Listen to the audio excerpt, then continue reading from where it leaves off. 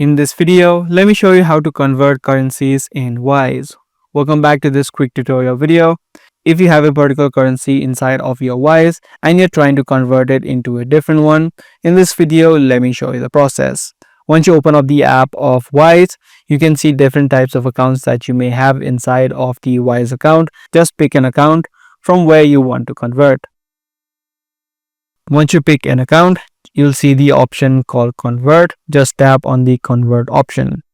Once you tap on the convert option, you'll also need to choose to which currency you want to convert to. So on the bottom option, just select a second currency which you want to convert to and then type in the amount. Once you type in the amount, it's going to show you the fees and the total amount that you're going to convert in the selected currency. If you like the fees and the conversion rate, you can tap on continue. Now lastly, you just need to verify if everything is okay.